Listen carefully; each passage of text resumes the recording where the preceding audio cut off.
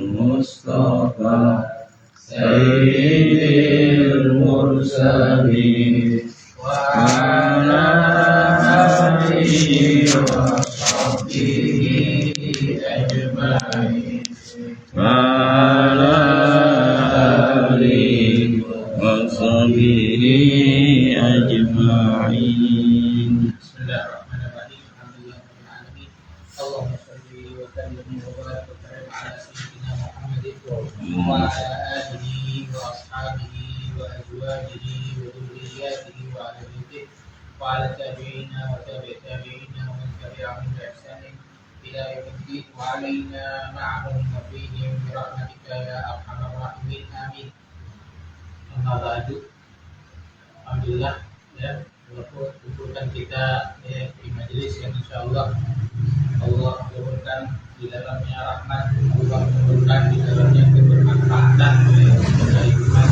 Yang pertama yang Anda pengen sampaikan sebelum mulai ya, sebetulnya jujur kalau orang-orang zaman sekarang itu memang lebih senang ya itu untuk dengar-dengar ustaz-ustaz itu yang bicara tentang ya, isinya afirmasi ya pasti ya. Biasanya orang contoh ya orang muda nih itu dia dengarnya kan zaman cinta-cintaan dengar ustaz-ustaz yang ngomong masalah cinta-cintaan gitu yang menangin dirinya dah gitu. Dan kita kan sering dalam kehidupan tuh menghadapi kesusahan ya macam-macam tergantung umurnya. Yang udah tua juga udah mulai mikirin istri anak, semakin tua lagi mikirin masalah pensiunan, gimana caranya udah kerja lagi kan gitu. Nah itu dia dengar sama ustaz-ustaz yang ngasih afirmasi dia lebih tenang lah, istirahat dari capeknya kehidupan. Bagus afirmasi bagus, cuma kalau kehidupan isinya afirmasi terus, nah itu yang salah ya. Ibarat kata kayak gitu deh gambarannya tuh, kalau orang sakit ya, orang sakit dia sampai nggak nafsu makan ya, sakit sampai nggak nafsu makan, tapi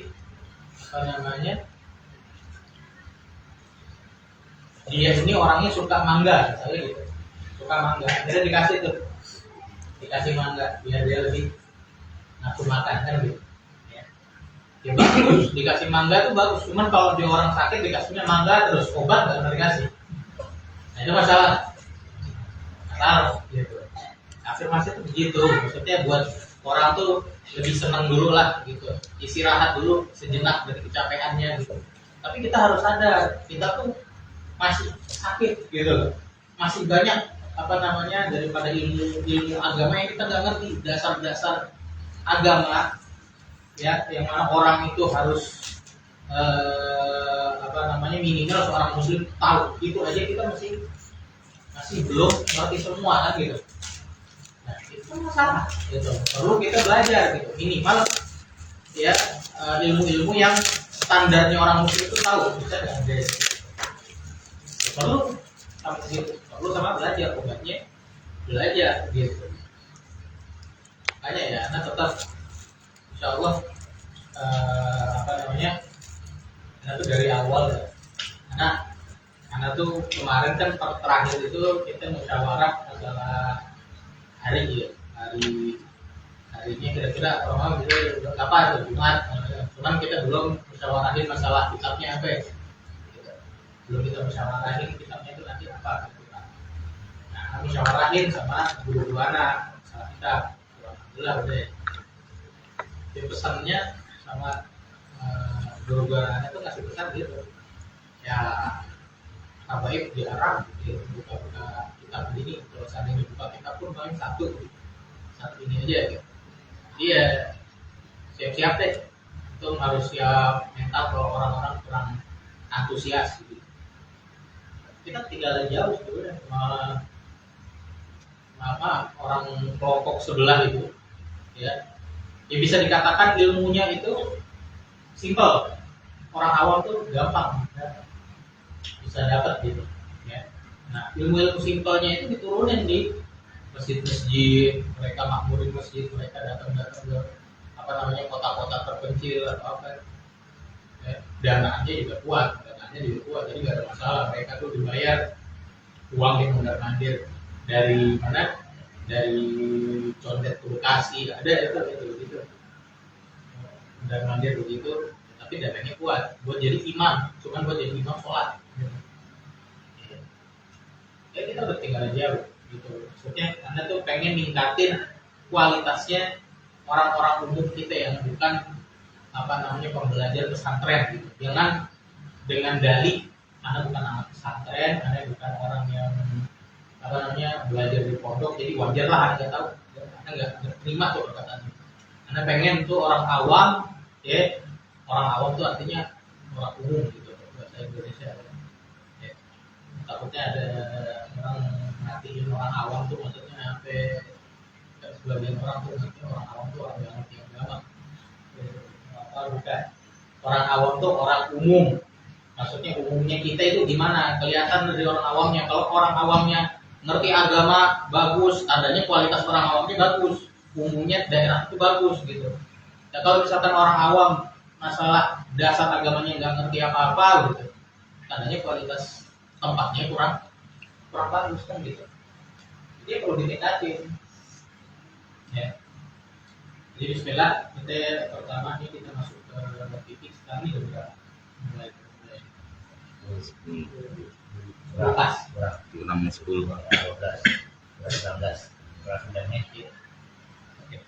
Ntar nanti mulai kita fikih, kita belajar fikih sedikit, terus itu istirahat 10 menit, gitu ya.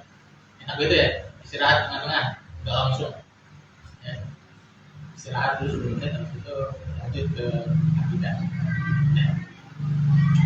Bismillah, jadi fikih ini kita bahas lagi dari ulang tentang dari takrifnya, dari definisinya. Kemarin dijelasin cuma kita baru sekedar apa namanya sekedar bahas simpel aja.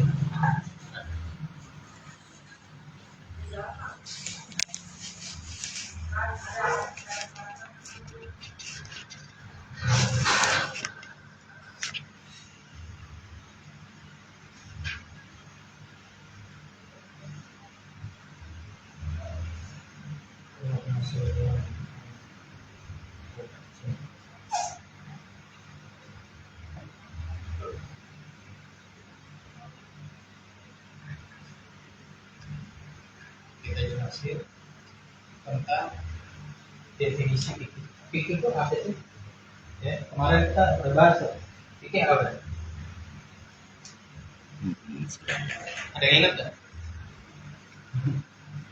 Hah?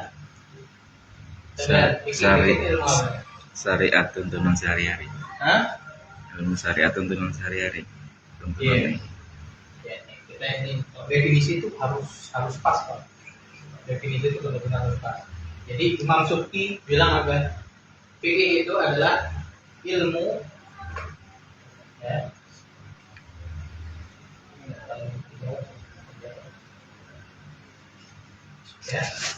yang membahas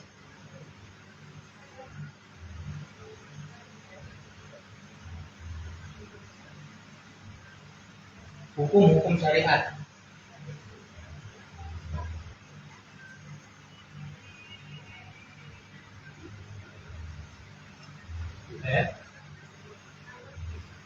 Yang sifatnya amaliyah, syariat amaliyah. Amaliyah itu apa ya bahasa kitanya? Praktikal, dipraktekin gitu, keseharian, apa dilakukan sehari-hari. Yaitu satu itu. Al-Muqtasad yang adalah pihak yang diperoleh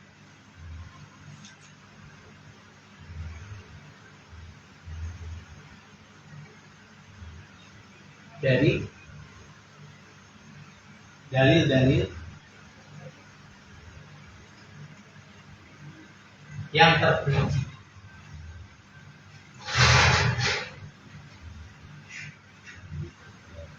Ya, ini fikih. Artinya Jadi kalau definisinya fikih gitu ya, ilmu yang membahas hukum-hukum syariat. Hukum syariat itu bukan hukum-hukum logika, beda. Hukum-hukum syariat ada wajib, ya, ada sunnah. Nanti kita bahas istilah-istilah dasarnya, ya. Ada sunnah, ada mubah, ada makruh, ada haram, kan gitu. Hukum-hukum syariat beda sama hukum-hukum yang bersifat akli. Hukum akli itu kayak hukum wajib secara akal, itu kayak gimana? Itu nanti di di tauhid, tidak gitu. Hukum-hukum syariat, nah, yang sifatnya amaliyah, ya. Jadi kita nggak membahas tentang zat, kita nggak membahas tentang sifat, ya. Kalau akidah kita bahas tentang zatnya Allah, sifatnya Allah, kan gitu.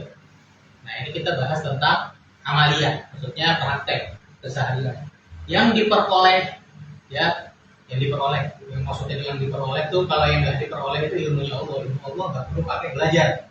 Sedangkan ilmu manusia kita perlu dengan belajar gitu, ya. Yang diperoleh oleh para siapa? Para mujtahid, maksudnya gitu. Yang diperoleh oleh para mujtahid dari dalil-dalil syariat itu bagaimana? Dalil-dalil syariat kita udah jelasin kemarin, ada 4. Yang pertama Al-Quran, yang kedua hadis, yang ketiga ijma. Apa itu ijma? Kalau ya semua ulama di satu zaman bersepakat atas satu hukum tertentu, maka itu dikatakan ijma, gitu. Maka ulama setelahnya tidak boleh mendatangkan pendapat yang baru, gitu. Karena itu sudah ijma. Dalilnya ijma, Rasulullah SAW pernah berdoa. Kita langsung ada di sini.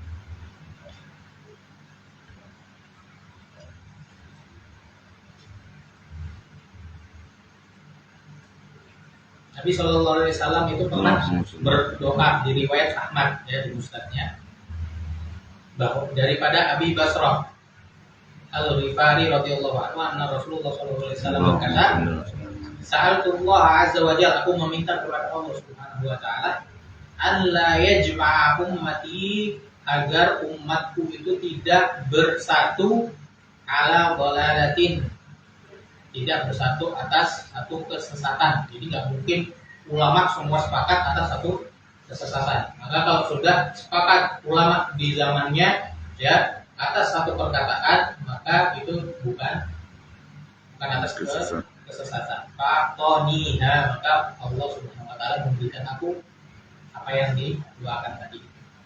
Itu yang ketiga, ijma. Yang terakhir, qiyas itu apa ya? Kalau ada satu permasalahan yang tidak ada di dalam Al-Quran ataupun di dalam Sunnah, ya, maka kita mengembalikan ke permasalahan yang ada di dalam Al-Quran atau Sunnah, atau dalam hadis, gitu. Jadi kalau misalkan kayak kemarin kita kasih contoh ada minuman keras, tapi bukan khamar. Kalau khamar itu perasaan anggur, perasaan korma, gitu. Nah, ini bukan khamar, tapi memabukkan. Contohnya minuman-minuman beralkohol, minuman-minuman sekarang nih, ya. Nah, itu nggak ada dalam Al-Quran, nggak ada dalam Sunnah, nggak disebut itu nama khamarnya, gitu. Tapi ilahnya sama. Ilah itu apa ya? Alasan hukum, gitu. Alasan kenapa dia diharamkan, kenapa dia dibolehkan, gitu. Alasan hukumnya adalah memabukkan, sama-sama memabukkan, maka dia dikiaskan kepada khamar. Padahal nggak ada, padahal bukan khamar, tapi dikiaskan kepada khamar karena sama-sama memabukkan. Itu kias. Nah, itu nanti pintu ijtihad itu justru lebih besarnya nanti itu di kias, gitu. Yang nanti gimana kaidahnya, gimana metodologinya itu para mujtahid, gitu. Maka yang diperoleh dari dalil-dalil yang terperinci, sifatnya terperinci. Maksudnya terperinci gimana? Bukan dalil-dalil global. Atau dalil-dalil global itu kayak kemarin yang kita kasih contoh, gitu. Jadi kalau misalkan ada perintah di dalam Al-Quran ini perintahnya wajib, apa sunnah, apa mubah, kan gitu. Kalau perintahnya bentuknya begini, itu adalah perintah wajib. Kalau perintah bentuknya kayak begini, ada tambahannya, misalnya gitu, oh itu jadi sunnah gitu. Kalau misalnya sebelumnya ada kayak begini, maksudnya mubah, kan gitu. Nah itu kayak begitu itu dari ijmali, dari global, mempelajari dari global. Jadi itu masuknya ke ranah ilmu usul fikih, bukan ilmu fikih. Kalau ilmu fikih kita mempelajari yang lebih detail, yang terperinci. Kayak misalnya apa namanya, sholat itu wajib kita baca Al-Fatihah, dalilnya dari mana? Gitu. Dalil wajibnya dari mana? Gitu. Kita wajib angkat tangan sebelum sholat atau enggak? Apa sunnah? Gitu. Apa dalilnya sunnah? Gitu. Nah itu apa? Dalil-dalil terperinci dan masuk dalil-dalil terperinci. Masuk. Oke lanjut. Insya Allah definisinya gampang ya. Nah, sekarang kita bahas tentang istilah-istilah dasarnya. Ini aneh biar enggak. Jadi pas kita masuk ke apa namanya, masuk belajar, kita mulai belajar ilmu fikih, kita enggak buta gitu. Aneh bilang rukun, apa sih rukun? Aneh bilang fardu, apa sih fardu? Gitu. Biar kita tahu dari awal.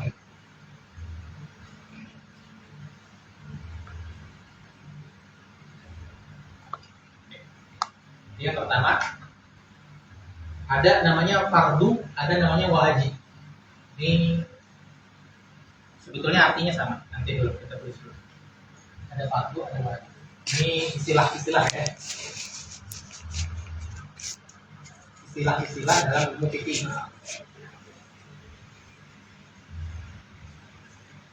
Ada pertama fardu.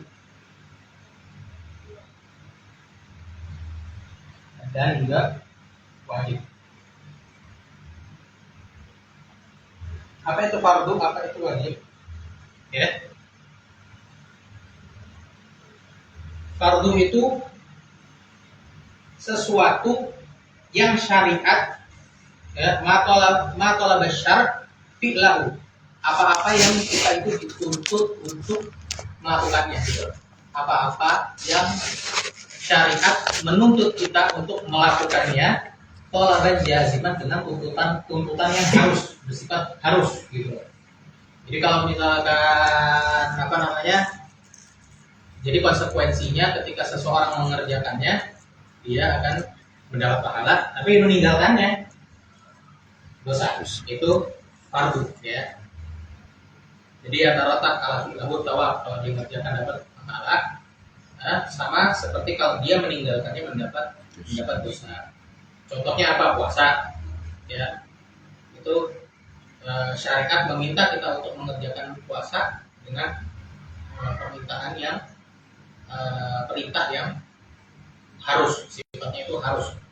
Kutiba alaikumusyamu ya, dalam Al-Qur'an kutiba alaikumusyamu, telah ditetapkan ke atas kalian puasa gitu loh. Maksudnya apa? Maksudnya fardu, maksudnya wajib. Terus yang kedua ada wajib, kita tulis wajib juga. Wajib itu artinya sama fardu. Ya. Artinya sama fardu tapi ada perbedaannya. Kalau di mazhab Syafi'i perbedaannya itu di bab haji. Kalau misalkan kita ngomong fardu haji, itu beda sama wajibnya haji gitu. Jadi kalau fardunya haji itu maksudnya apa? Kalau wajib itu pengaruh sama sahnya haji. Jadi kalau misalkan kita lakukan yang wajib, ya melakukan yang wajib, maka hajinya sah. Tapi kalau kita tinggalkan yang wajib, maka hajinya nggak sah. Gitu. Jadi harus benar-benar melakukannya. Seperti apa? Seperti melempar jumroh atau ihram dari mikot, ya, dan yang lainnya. Nah, kalau misalkan dia apa namanya? Ya.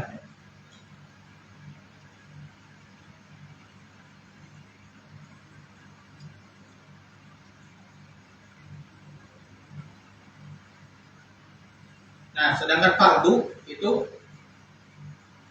kebalik. Yang wajib itu berarti dia tidak berpengaruh sama sahnya haji, gitu maksudnya. Kembali, dia nggak berpengaruh sama sahnya haji. Jadi yang kita lakukan tadi itu lempar jumroh, ihram dari mikot itu nggak pengaruh sama sahnya. Jadi kalau seandainya ditinggalkan, hajinya tetap sah, tapi dia wajib bayar dam, wajib bayar dam, dan dia juga mendapat dosa karena meninggalkannya. Sedangkan fardu itu pengaruh dengan tadi itu, dengan sah atau nggak sahnya haji. Gitu. Jadi harus betul-betul mendatangkannya, kalau enggak datang. Seperti apa? Seperti wukuf di Arafah, ya, atau ifadah dan yang lain. Itu wajib. Jadi perbedaannya kalau di mazhab Syafi'i, fardu sama wajib itu hanya pada haji. Kalau selain bab haji, artinya sama, gitu. Jadi ini fardu, ini wajib, gitu. Ya, oke. Nanti fardu ini ada dibagi dua, ada fardu ain, ada kifayah. Kalau fardu ain wajib untuk setiap orang melakukannya, sedangkan fardu kifayah itu apa ya?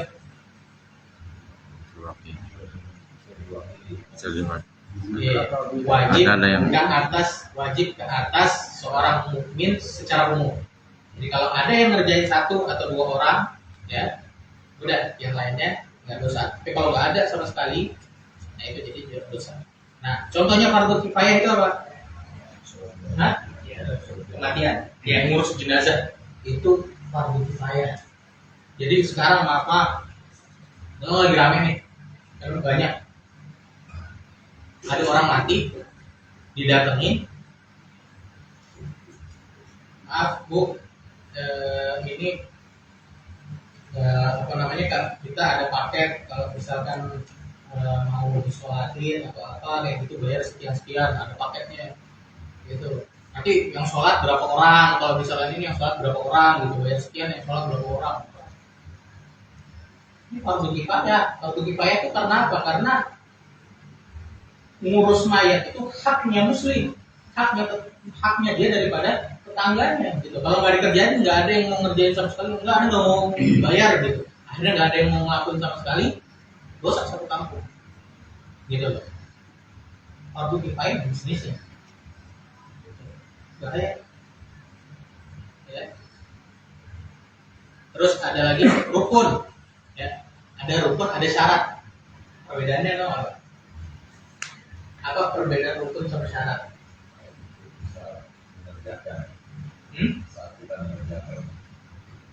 Saat kita mengerjakan ibadah. Kalau syarat? Di luar dari ibadah. Iya, betul. Jadi kita jelasin dulu, rukun itu apa? Wa ma wajaba alaina fi'luh. Yang wajib kita kerjakan. Jadi wajib kita, maksudnya harus diperintahkan untuk kita mengerjakan, harus dengan perintah yang bersifat harus gitu. Maka apa yang wajib kita kerjakan ya, dan dia sebagian daripada ibadah gitu ya, itu namanya rukun. Kalau dia bukan sebagian dari ibadah tapi dia di luar ibadah, itu namanya syarat. Jadi dari permulaan ibadah dia harus ada dan berterusan sifatnya, itu syarat. Sedangkan rukun itu bagian dari ibadah tersebut. Contoh, sholat. Ya, ketika kita sholat, terus kita ruku.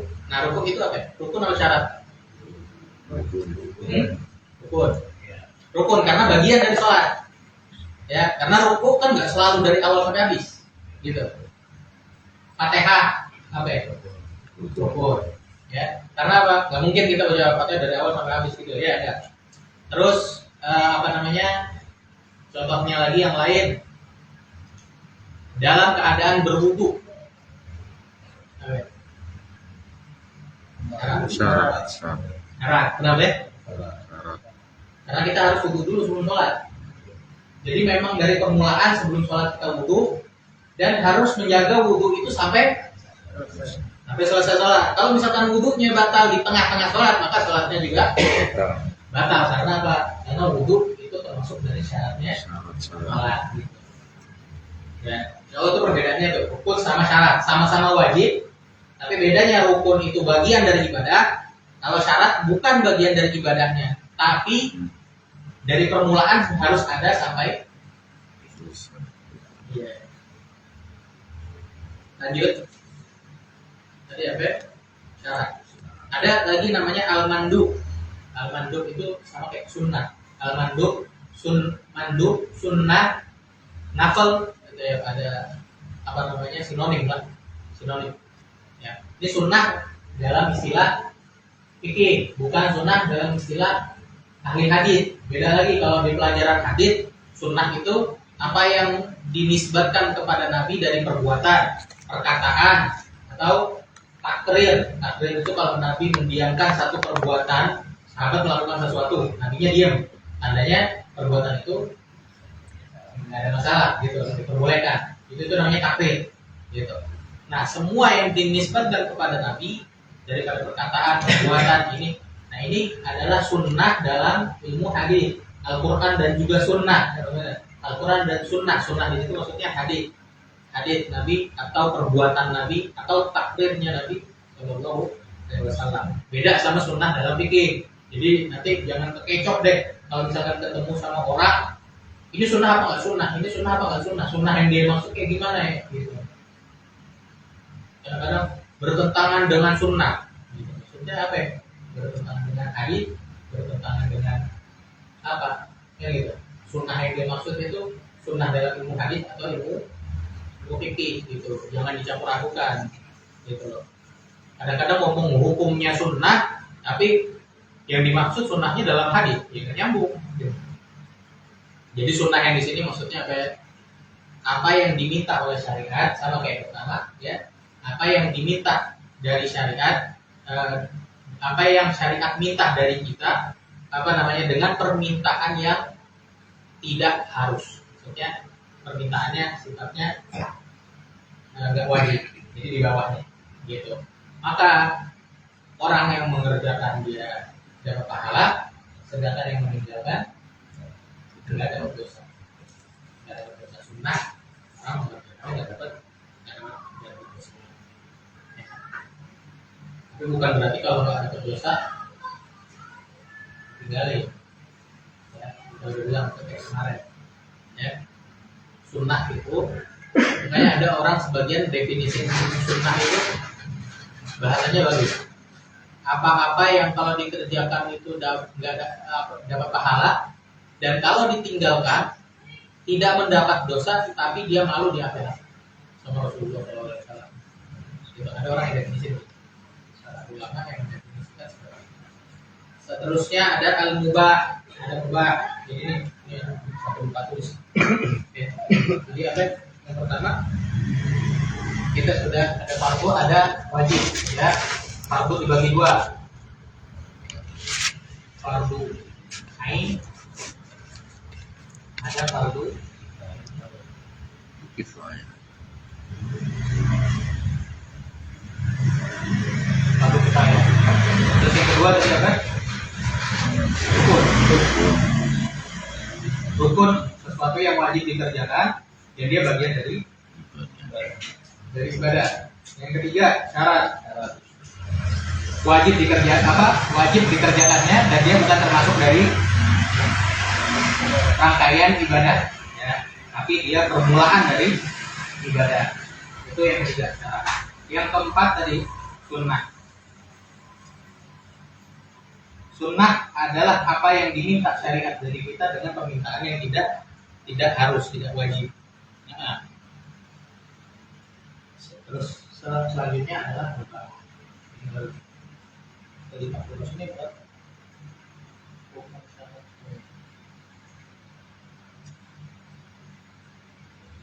Apa itu mubah? Mubah itu apa-apa yang dikerjakannya atau ditinggalkannya sama aja, itu nggak pengaruh. Karena apa? Karena syariat tidak minta kita untuk ngerjain, tapi nggak minta juga kita untuk ninggalin. Contohnya kayak ayat yang kemarin kita bawa. Wa idza qudiyatis sholat, apabila telah dikerjakan sholat, wa idza qudiyatis sholatu fantashiru fil ardi, maka bertebarlah di muka bumi, wabtaghu min fadlillah, dan carilah apa namanya, karunia daripada Allah Subhanahu wa taala. Jadi maksudnya kayak kerja wajib ya enggak. Kerja itu maksudnya mubah karena ini bukan permintaan yang sifatnya harus gitu loh. Bukan permintaan yang sifatnya harus atau sunnah gitu bukan. Tapi memang bukan perintah gitu loh. Karena apa? Karena sebelumnya ini kaidah sedikit ya, usul masuk dikit. Kalau kaidahnya sebelumnya kan sebelum ayat itu kita diperintahkan untuk meninggalkan barang dagangan kita untuk sholat. Kalau misalkan udah dikumandangkan apa panggilan untuk kita sholat Jumat, maka tinggalkan apa? Tinggalkan pekerjaan, tinggalkan dagangan gitu. Kalau sudah selesai, baru balik lagi. Nah, ini kaidahnya kalau misalkan ada perintahnya dilakukan. Perintah di dalam ayat ya, itu diperintahkan setelah larangan. Itu perintahnya sifatnya mubah. Gitu. Sifatnya bukan larangan, sifatnya bukan wajib tapi mubah, bukan sunnah tapi mubah. Contoh kayak gini kalau buat keseharian lah gitu. Ente dari jam 6 sampai jam 10 jangan makan, larangan. Kalau udah jam 10 makan, maksudnya ya? Harus makan, enggak kan? Diperbolehkan untuk makan. Nah ini contoh gitu loh, dari jam 1 sampai jam 10 jangan makan dulu gitu. Atau dari jam 1 sampai jam 10 jangan ngapain dulu gitu, dilarang dulu. Setelah larangan ada perintah, maka perintahnya sifatnya mubah. Itu ilmu dalam usul fikih, metodologi dalam kita mengeluarkan hukum gitu. Sunnah. Terus ada mubah. Tadi udah tulis mubah.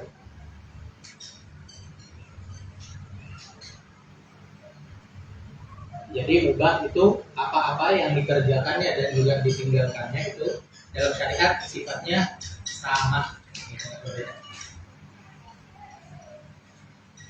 Baru selanjutnya yang terakhir problem. Baru setelahnya ada haram. Apa yang diminta oleh syariat dari kita untuk meninggalkannya dengan permintaan yang bersifat harus. Jadi betul-betul kalau misalkan kita kerjakan dapat pahala, kalau kita kerjakan kita dapat dosa, kalau kita tinggalkan kita dapat pahala. Itu yang ke-6 haram. Tapi apakah semua haram kalau kita tinggalkan itu pasti dapat pahala? Kita nih zina tuh haram apa enggak? Haram kan? Tiap hari kita nggak pernah zina, tiap hari kita dapat haram. Gue ngalir terus kita banyak kok yang haram-haram kita nggak kerjain. Enggak. Jadi yang dimaksud itu ketika kita dengan sengaja meninggalkan sesuatu yang haram pada saat itu kita dapat pahala. Jadi bukan berarti kalau kita nggak ngerjain sama sekali keharaman, udah pahala semua macam-macam tuh datang, nggak gitu. Ya, jadi contoh bahkan di dalam hadis itu masuk ke dalam salah satu golongan orang yang berada di bawah naungan Allah Subhanahu wa taala nanti di hari kiamat gitu. Salah satunya orang yang meninggalkan zina karena takut sama Allah Subhanahu wa taala. Ini perempuannya udah di depannya nih. Kesempatan zina tuh udah terbuka untuk dia. Dia lari, dia ninggalin karena Allah Subhanahu wa taala, takut sama Allah Subhanahu wa taala. Nah, itu masuk ke dalam 7 golongan tadi. Nah, ini kayak gini, ini salah gitu. Ada komer diajakin kita nolak gitu. Orang mau minum minuman keras kita diajakin sama teman kita nolak, nggak mau gitu. Pada saat itu kita bertaala. Baru setelahnya ada namanya makruh. Nah, makruh ini nanti dibagi dua ya. Ada namanya makruh tahrim, ada makruh tanzih ya. Cuman ini nggak terlalu harus diingat. Intinya gini, kalau dalam fikih itu makruh tahrim itu dia itu makruh yang sifatnya itu sampai haram. Cuman dia nggak sekuat haram. Maksudnya gimana? Jadi syariat meminta kita untuk meninggalkannya meninggalkannya. Cuman dalilnya itu nggak sejelas dalil haram gitu, nggak sejelas dalil haram. Itu masuk ke makruh tahrim gitu. Jadi itu lebih ringan di bawahnya haram. Itu makruh tahrim. Contohnya kayak sholat sunnah mutlak. Sholat sunnah mutlak tuh ya sholat aja, sholat usolli gitu, nggak pakai ya sunnah apa. Sholat sunnah mutlak pada saat terbitnya matahari, pas terbitnya matahari. Nah, itu kan nggak boleh tuh. Nah, itu masuknya itu makruh tahrim. Nah, sedangkan yang kedua ada namanya makruh tanzih. Makruh tanzih itu apa yang diminta oleh syariat untuk kita meninggalkannya, tapi dengan bukan permintaan yang sifatnya harus. Gitu. Jadi di bawahnya haram. Kalau haram tadi itu bersifat harus kita tinggalkan, sedangkan makruh itu nggak bersifat harus. Jadi mengerjakannya dia nggak dapat dosa, tapi meninggalkannya dapat pahala. Itu makruh tanzih. Kalau tahrim mengerjakannya tetap dapat dosa. Jadi makruh tanzih meninggalkannya dapat pahala, mengerjakannya nggak dapat dosa. Nah kalau dalam fikih kita ada sebutan makruh, nggak disebut nih tanzih apa tahrim. Itu makruh yang mana? Makruh yang tanzih. Jadi yang dimaksud itu makruh tanzih. Karena makruh tahrim itu nggak banyak, nggak sebanyak ini makruh tanzih. Jadi kalau misalkan di mazhab Syafi'i udah makruh, yang maksudnya makruh itu yang makruh tanzih. Ya, kita udah makruh ini kita tuju. Nanti ada istilah lagi yang lain. Ini dari pertama ini istilah-istilah tentang hukum-hukum taklifi. Nanti ada istilah-istilah lain, ya. Contohnya ada namanya adat sama kodok, ya. Ada namanya adat sama kodok.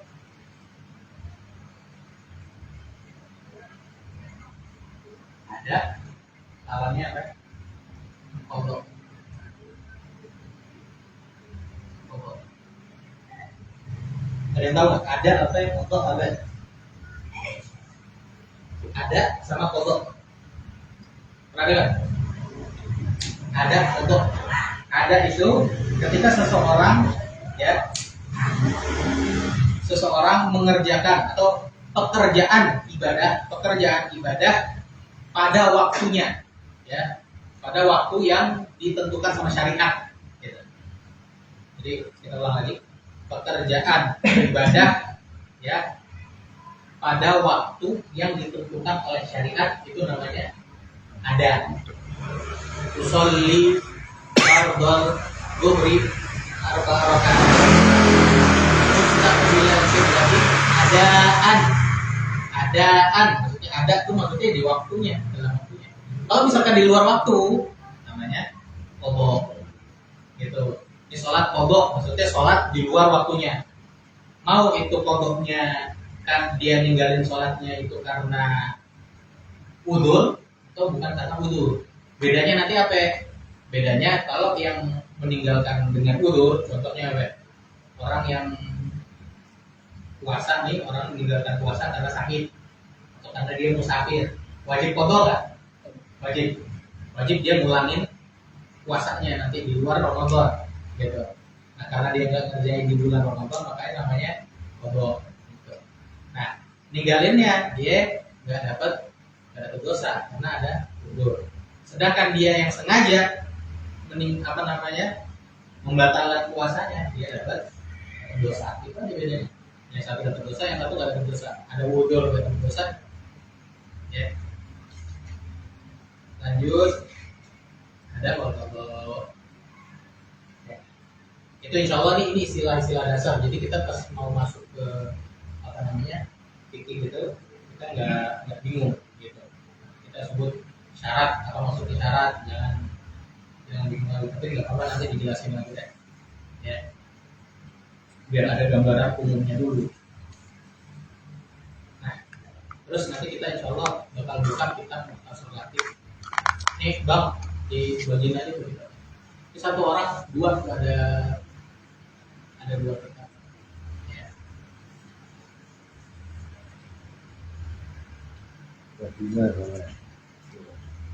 pengen jual mahal-mahal 50.000 aja dua ya 50.000 aja deh dua-duanya semua.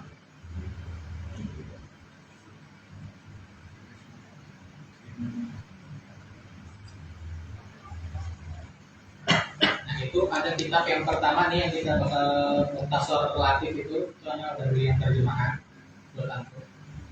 Enggak dibahas saja.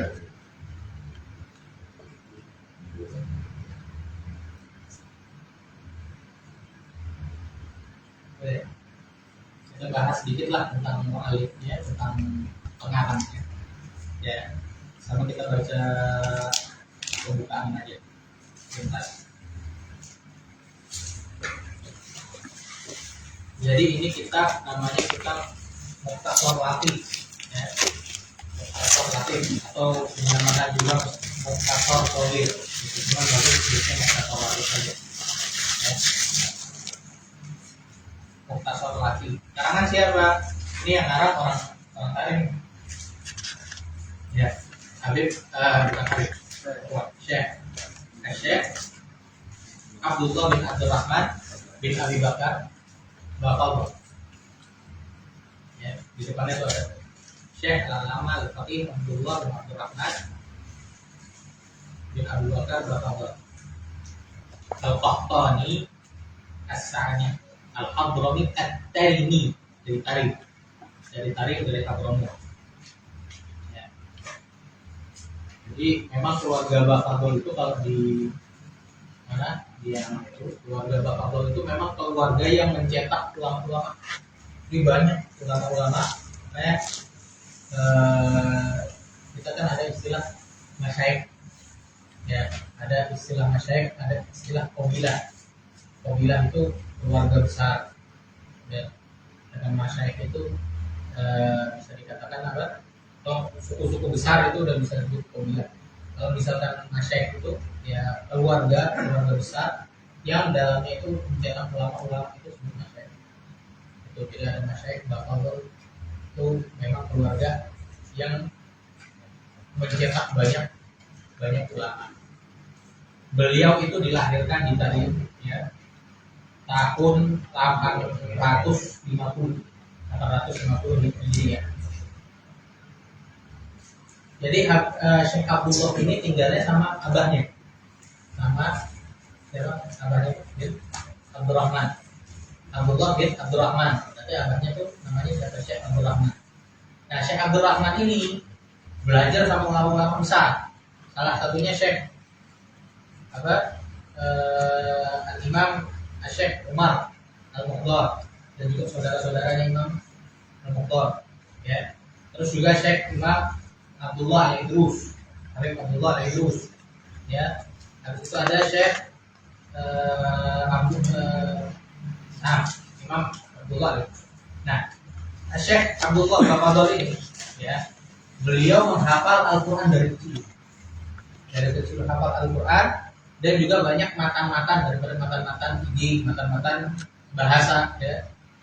Dan juga beliau menyibukkan diri dengan ilmu tauhid, ilmu fikih dan juga ilmu hadis.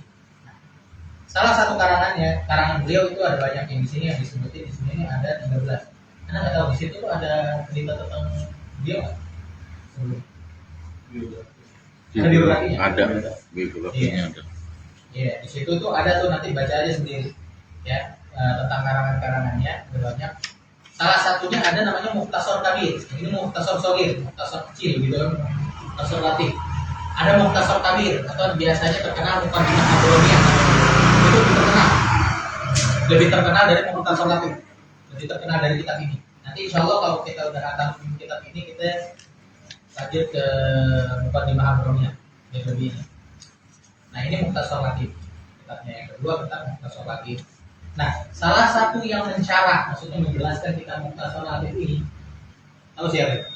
Ada namanya syarahnya itu namanya Fawaid Al-Mardiyah.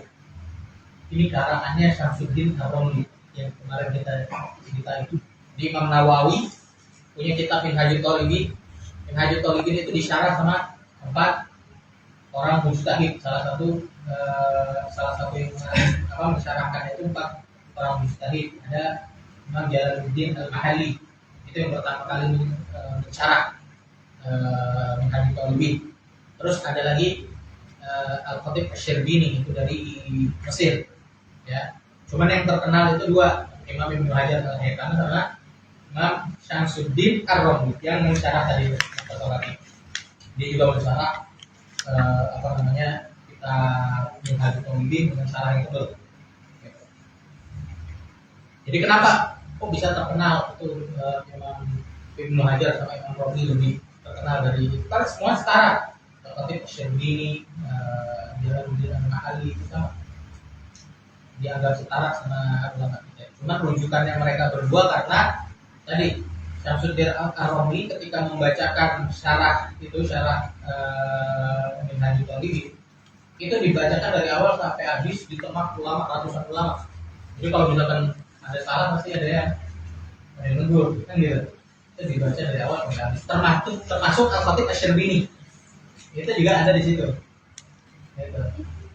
Ini cuma cerita aja nih. Jadi Al-Khatib Asy-Syirbini itu dulu pas dengerin ada satu pembahasan. Ini pembahasan hasil dari kerjanya Al-Khatib Asy-Syirbini. Gitu. Nah, dibawakan sama Syamsuddin Ar-Romli ketika baca itu, dibacain, wah ini dari aneh nih gitu. Itu dari siapa? Gitu. Ditanya sama Al-Khatib Asy-Syirbini. Gitu. Oh, ini hasil aneh dari dari penelitian aneh. Kesel itu Khatib Asy-Syirbini itu sampai kesel dia karena itu hasilnya usaha gue gitu. Tapi diambil sama Syamsuddin Ar-Romli bilangnya hasil penelitiannya dia. Gitu. Ya ada juga gitu ulama gitunya. Nah ini Syamsuddin Ar-Romli juga beliau itu pernah bicara. Sedangkan Ibnu Hajar terkenal karena apa? Karena beliau di Mekah. Mekah itu kan tempatnya orang datang keluar kan lebih banyak pendatang dari mana-mana, dari Syam, dari Irak, datang dari Yaman gitu. Datang ambil ilmu dari Imam Ibnu Hajar Al-Haytami. Karena dia berada di pusat kota ya di Mekah Mukarramah, akhirnya beliau juga jadi salah satu ulama yang mujtahid yang terkenal gitu. Jadi dari 4 yang paling terkenal itu Ibnu Hajar Imam Romli. Imam Romli ini juga termasuk yang mensyarahkan kitab Mukhtasar Latif. Nama kitabnya Fawaid Al-Mardiyah.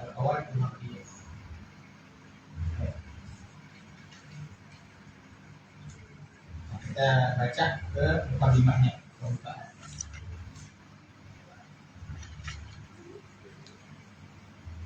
Berapa?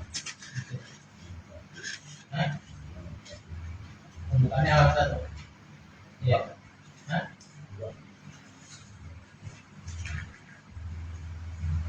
Coba ya dibuka dulu.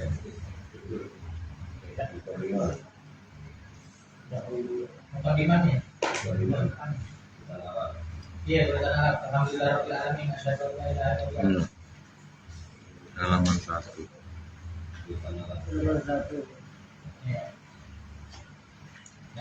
Bismillahirrahmanirrahim. Alhamdulillah Rabbil Alamin. Insyaallah hari ini kita baca mukadimahnya ya. Kita tabaruk aja ya. Itu nanti besok kita mulai ke bab pertama. Asyhadu an la ilaha illallah wahdahu la syarika lah wa asyhadu anna Muhammadan abduhu wa rasuluhu sallallahu alaihi wa ala alihi wa sahbihi wasallam wa ba'du. Fahada maka ini mukhtasarun itu artinya ringkasan. Fi ma la budda li kulli muslimin min ma'rifatihi. Ya, ringkasan yang mana setiap muslim wajib untuk mengetahuinya. Ya, au ma'rifati mithlihi min furudit thaharah shalah wa ghairihima, atau mengetahui yang semisalnya daripada fardu-fardunya thaharah ataupun salat dan yang selain keduanya ya, puasa, zakat, tadi fardu-fardunya sunah-sunahnya atau apa ya. Fayajibu ta'allumuhu wa ta'limuhu mimman yahtaju ilaihi min ar-rijal wan nisa, maka wajib mempelajarinya dan mengajarkannya daripada orang-orang yang perlu daripada laki-laki ataupun perempuan, wassighar wal kibar, dan anak-anak dan juga orang dewasa, wal abid wal ahrar, dan daripada hamba sahaya ataupun orang yang merdeka dari orang yang merdeka. Kalau kita perhatiin mukadimahnya ya, ini pertama beliau niatnya betul jelas itu untuk manfaat untuk orang-orang awam. Kita bisa katakan ini mukhtasar yang wajib lah orang muslim itu harusnya wajib tahu gitu. Jadi secara umum memang ditujukan kepada orang-orang awam gitu. Ini kita memang ditujukan kepada orang-orang umum gitu. Sama Syekh Abdullah Rahman ini. Nah seharusnya gitu. Kita ini sebagai seorang muslim itu nanti gitu. Kita jelasin dulu tentang kenapa anak pilih kitab ini. Jadi anak pilih kitab ini karena memang pertama ya, karena diskusikan dulu awal waktu itu sama Ustaz Faris Baswedan. Nah diskusiin, beliau nyaranin kitab ini Mukhtasar nanti. Alasannya kenapa? Karena kalau dari Sakinatun Najah ini lebih lengkap dari Sakinatun Najah, tapi nggak terlalu detail seperti Muqaddimah Hadramiyah karena beliau juga tuh yang satunya Mukhtasar Kabir, Muqaddimah Hadramiyah. Muqaddimah Hadramiyah itu agak lebih detail dengan ini. Gitu. Ini nggak terlalu detail tapi lengkap. Gitu. Bahkan ada masalah yang nggak ada di kitab Bayatut Takrib. Gitu. Bayatut Takrib itu juga salah satu matan yang dipelajari di Muqaddimah. Jadi ini lengkap tapi nggak mendetail. Nah bagusnya itu memang ditujukan untuk orang-orang awam. Gitu. Itu satu. Terus kita perhatikan niat sahibul kitab itu dari perkataannya, dari mukadimahnya, ya. Jadi gimana caranya orang muslim mau kecil, besar, perempuan, laki, merdeka atau hamba sahaya, mereka tahu itu. Maksudnya apa? Beliau benar-benar ingin kitabnya itu bermanfaat untuk umat, gitu loh. Jadi nggak sekedar berbicara pengen debat sama ulama-ulama terkemuka atau apa pengen nyari nama, enggak. Tapi yang beliau inginkan untuk gimana caranya manfaatnya buat orang-orang umum, gitu. Orang-orang biasa ngerti agamanya, gitu. Jadi oleh Imam Malik bin Anas rahimahullah taala katakan apa? Maka nalillahi jama'at tasol.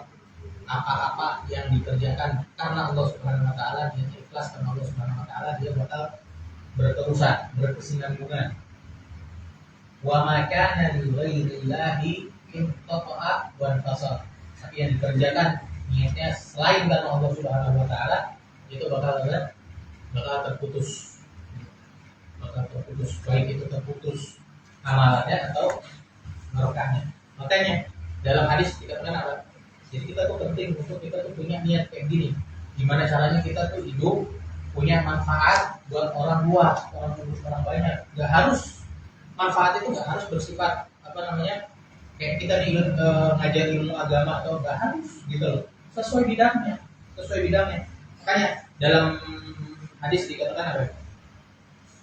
Tidak mata ibnu Adam in qata'a amaluhu illa min thalath. Shadaqatin jariyah wa ilmin yuntafa'u bihi wa waladin shalih yad'u lahu. Kalau anak Adam itu meninggal, maka semua amalannya itu terputus kecuali tiga. Apa itu? Sedekah jariyah. Yang kedua ilmu yang bermanfaat. Yang ketiga anak soleh yang mendoakan. Jadi secara umum itu apa? Kalau kita ngambil mafhum hadisnya, secara umum ada tiga. Harta, ya. Yang kedua apa? Ilmu. Yang ketiga doa. Jadi nggak harus anak soleh benar-benar anaknya dia, nggak harus. Kadang-kadang yang doain kalau yang doain keponakannya atau orang lain, kira-kira dapat nggak? Dapat juga. Intinya tiga itu. Harta yang terus bermanfaat buat orang, ilmu yang terus bermanfaat buat orang, dan juga yang ketiga apa? Doa. Gitu. Contoh kita baca Latif Al-Hadad, kita doain Imam Abu Hurairah Al-Hadad kan, lalu kita baca Al-Fatihah ke beliau, dapat nggak namanya? Nggak itu. Salah satunya dari sisi doa. Gitu. Jadi ada tiga. Ya. Jadi gimana tuh? Harta kita manfaat buat orang banyak, atau ilmu kita, ilmu dari segi apapun, dari sisi agama, ya itu jelas paling tinggi. Atau yang lainnya, ilmu-ilmu yang lainnya. Contoh, ada orang miskin, kita kasih ikan, maka kita telah memberikannya kan makanan untuk hari itu atau siang itu. Gitu. Tapi kita ajarin dia mancing, kita ngasih makan dia seumur hidupnya. Gitu. Ini contohnya gitu. Jadi ilmu bermanfaat tuh sifatnya nggak harus ilmu agama aja. Pokoknya ilmu yang bermanfaat buat orang lain.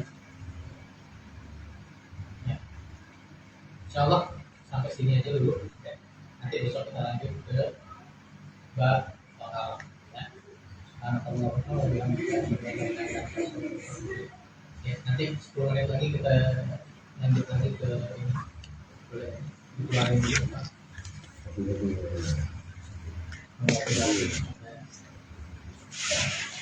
Ini, Ada yang bertanya? ini, ini.